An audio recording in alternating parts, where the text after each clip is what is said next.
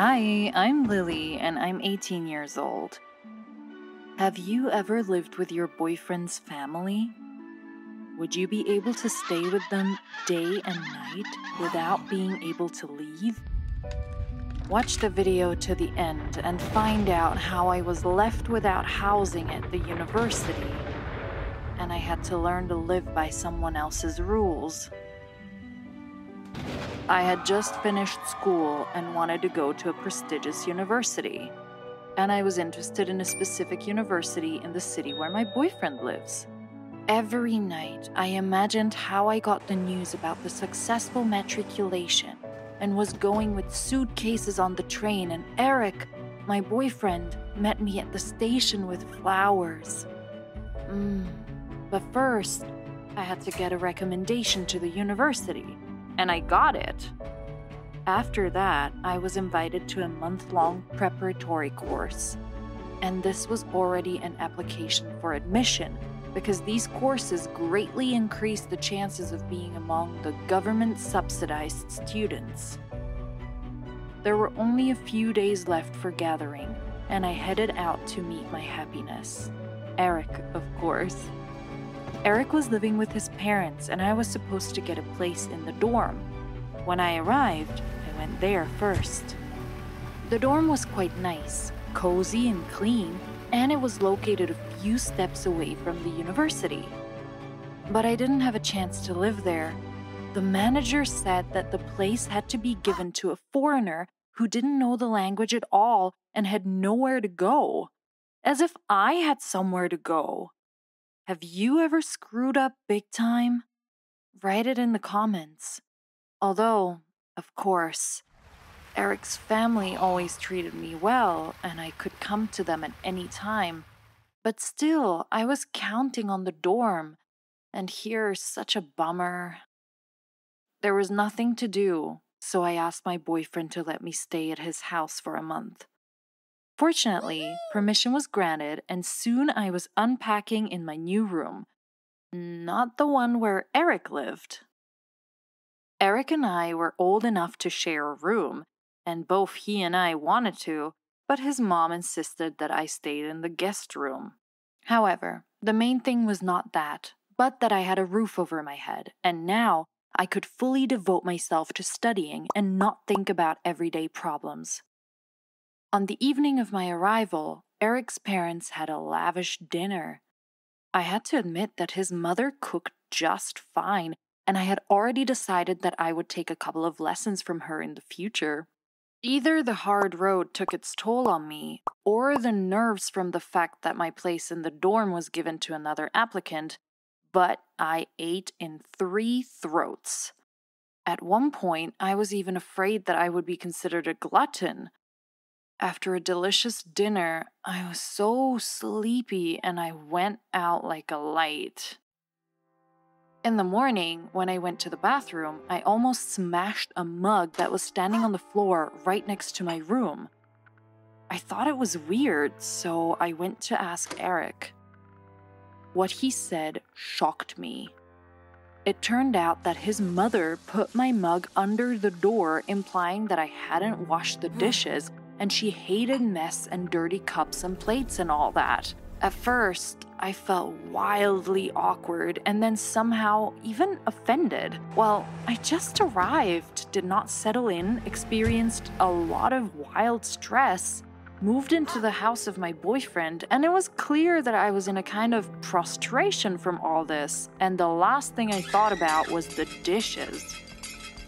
But when the resentment passed, I felt very ashamed that I was causing a mess in someone else's house and causing discomfort to people who had done me so much good.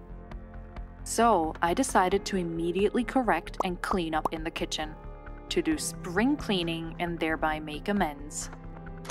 It was just the right moment. Eric and his parents were out shopping, and I had a few hours to spare.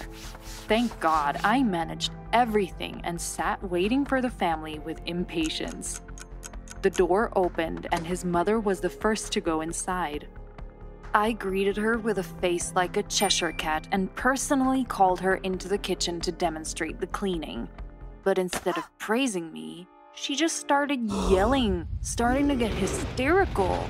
Eric's mother was like nothing I'd ever seen, and I could feel her every word on my skin.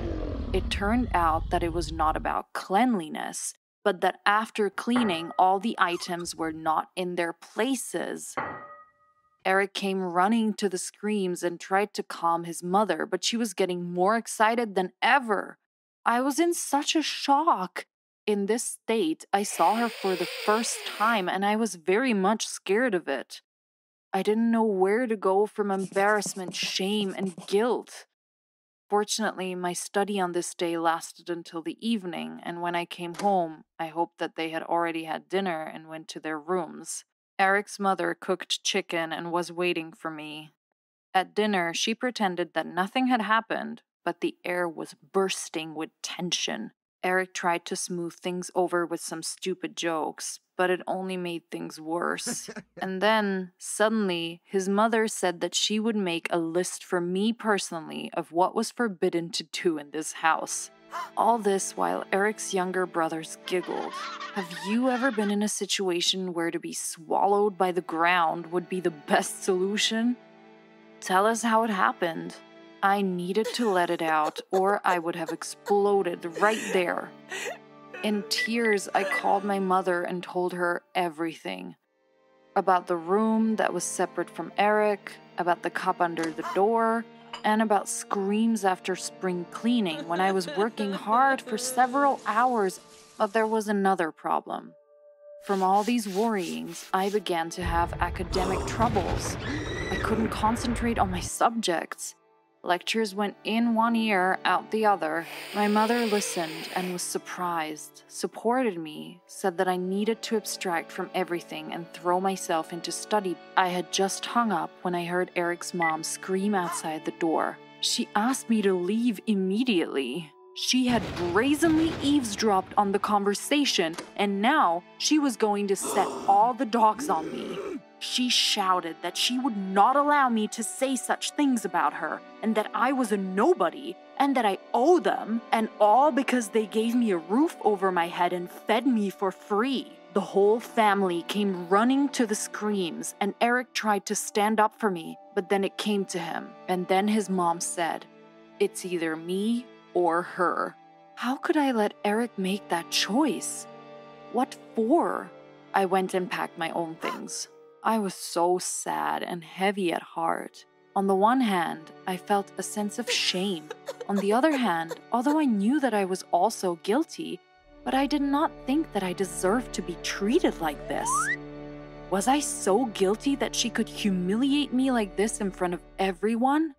A couple of hours later, I was standing at the train station with my suitcase, and I had to take a couple of days off from university to collect my thoughts and decide how I would continue to live. Coming home did me good, and I only realized how important it is to have a home of your own where you are loved and expected. But a few days of rest passed so quickly, and I had to go back. And I didn't want to do it. First, I had to find a new place to live. I couldn't live in Eric's house anymore.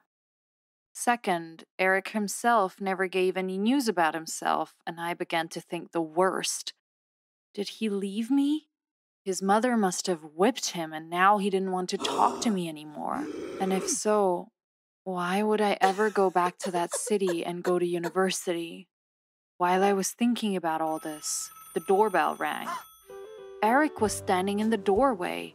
He gave me a bouquet of flowers, asked for forgiveness for the conflict, and said that he was taking me, and now we would live separately. My parents supported his intention and promised to help me with the money. And then it turned out that Eric's parents also did not mind that we lived separately and also promised to help with the money. We found the apartment quickly, and it was a wonderful time.